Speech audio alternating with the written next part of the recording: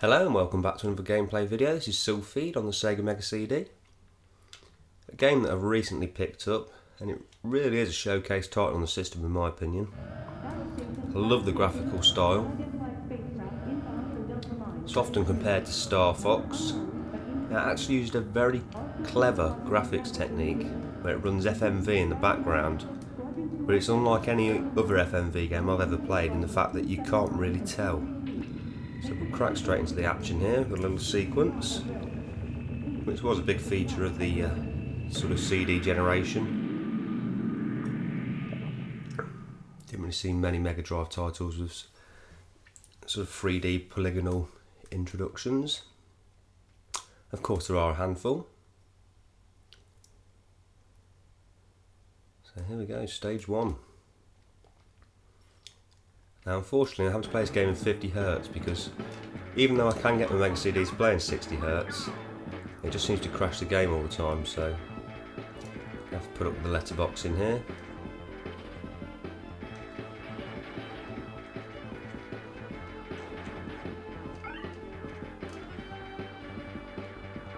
This game did spawn a number of sequels. The only one I'm really aware of is the one on the PlayStation 2, which is not a bad game. I don't rate it as highly as this one. Something about the primitive style here. And the music, of course, which hopefully is coming across.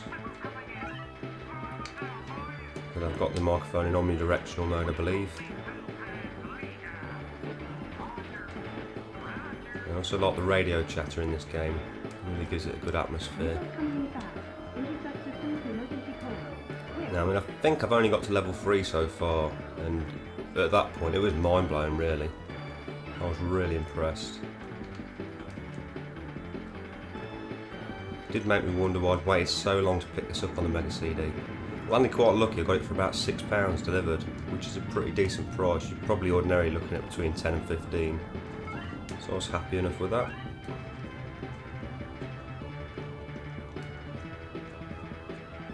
You can see that sprite scaling there with the ship as well as the enemies.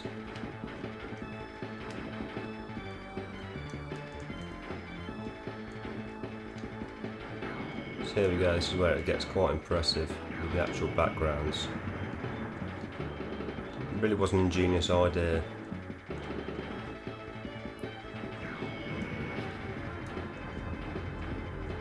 I'm not sure if Steve Benway's played this one. I know he's been playing a lot of Mega CD games recently. But this is definitely one of the ones that I favour the most from the collection I've got. Probably because it's a shooter, I guess. I mean, hopefully we can get to the 3rd level. So I can really show you what it's like with the caverns and stuff. I don't think we've got a bomb move or anything, it's just your straightforward firing, that's it. So, simplistic game.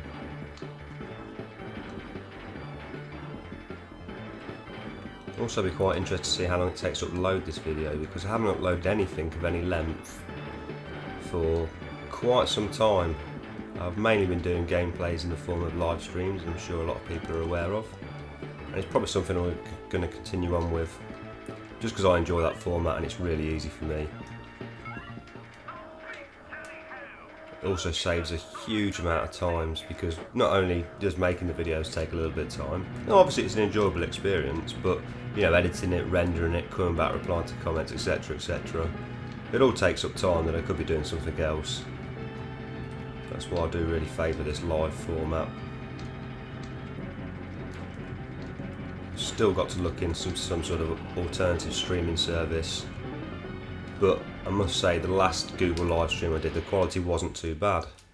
So I have got a lot better broadband now, which is probably a deciding factor in that. In the year of 3076. A bit of a storyline, I'm going to skip that, just get straight on to level 2. Now here you can choose different weapons for either side of your ship. You can independently fire, but so far I've not found anything that I prefer over the default weapon system. You also have to excuse the sunlight in the background. It is Saturday afternoon. It's around about 1:30. I'm going out at 2 o'clock, or prior to 2 o'clock, so I've still got to get there. I'm supposed to get there for 2 o'clock. Not that bears much relevance, but that is why it's sunny. I just felt like playing this game and thought I might as well make a video about this.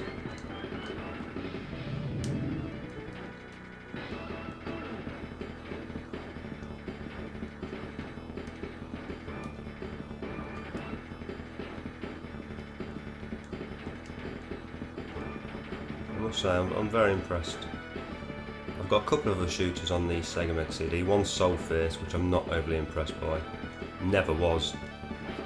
And the other one is the KO Flying Squadron, which I've only got the demo, but it does contain a full game on the disc, which is a pretty decent game. Reminds me very much of the Cotton series. I'm sure it must be related in one way or another. There's got to be people who are associated with the Cotton games who are also on the development team of that KO Flying Squadron, or KO, or whatever, however you pronounce it. So here we see, you know, the background's really getting quite crazy now.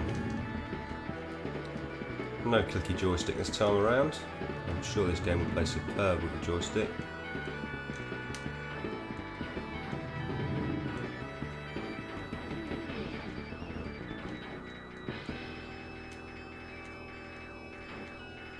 I just really love the effects of these meteorites coming at you, all these rocks.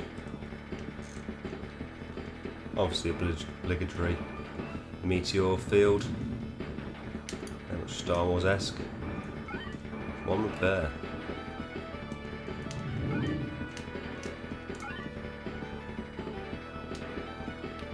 This game was, I believe, developed by Game Arts. Don't know too much about that company.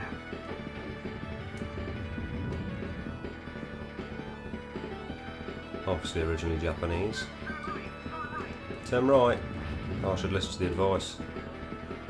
So that's quite clever, as it gives you a bit of information. Communication.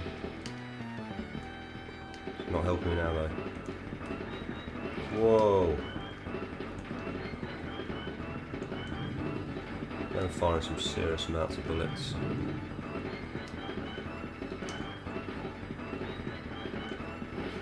Whoa! I mean, lucky you do get a bit of a life bar.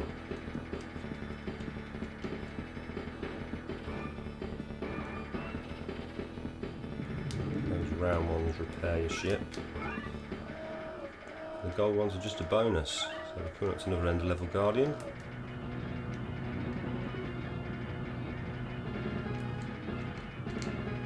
A bit lackluster, must be said.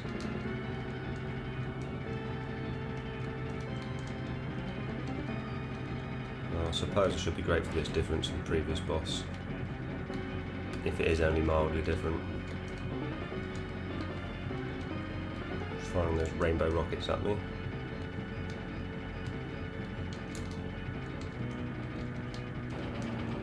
I'm not sure if this was a Sega Mega CD exclusive or if it was on different consoles as well.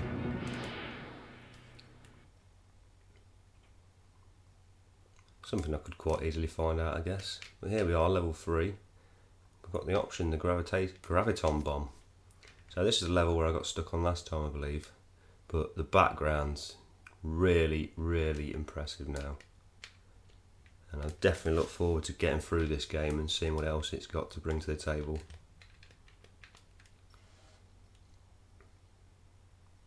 So here we go. I'm heading into it now.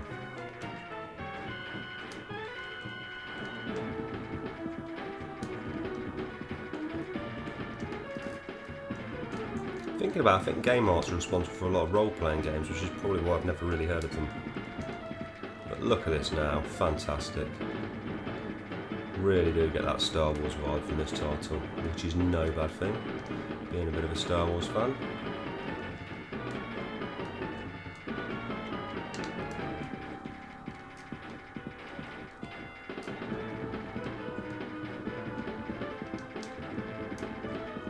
I can't say that the Mega CD is a system that I really play on that often. It's always connected to the bottom of my Mega Drive. Whoa, whoa, whoa.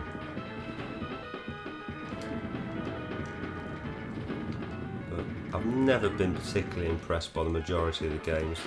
There are some that I've got that are really, you know, technical achievements, certainly Soulstar.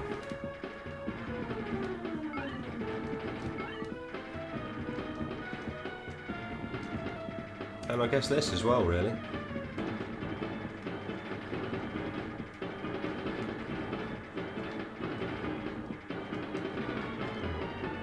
Core design were definitely a pioneering force on the Mega CD. They made some absolute belters. Especially if you're a big fan of early sprite scaling games.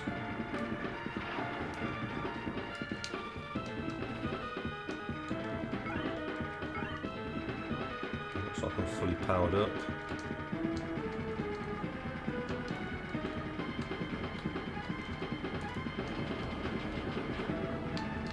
Just to make short work of him. Whoa.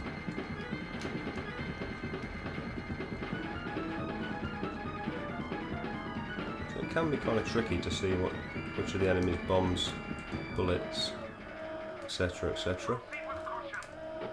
But here we go, I think we're heading in now, and this is where, when you start scrolling through all this, you really do see what a great title this is.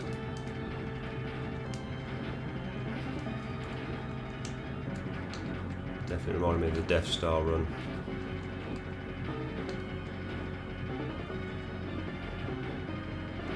No shield, things are not looking good. Weapon failure. We're on our last legs here. Ooh. Engine failure.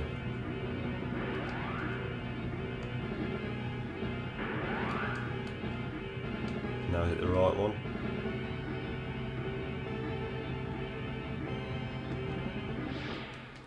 I can't believe I've got through that.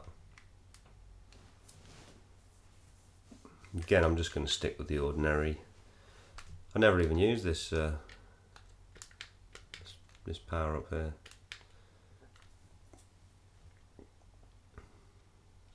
Stage 4, I think this is the one I'm on about. It's the one I've been raving about. When it loads, let me take a swig of my tea.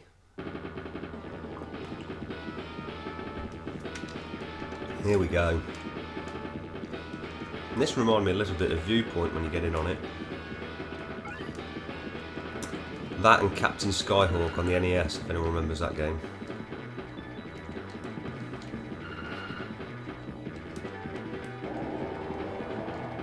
I love the way these platforms move up and down things. No shield. Not playing well, where's the bottom for a bomb? Was that it, the bomb? I don't think the supports the...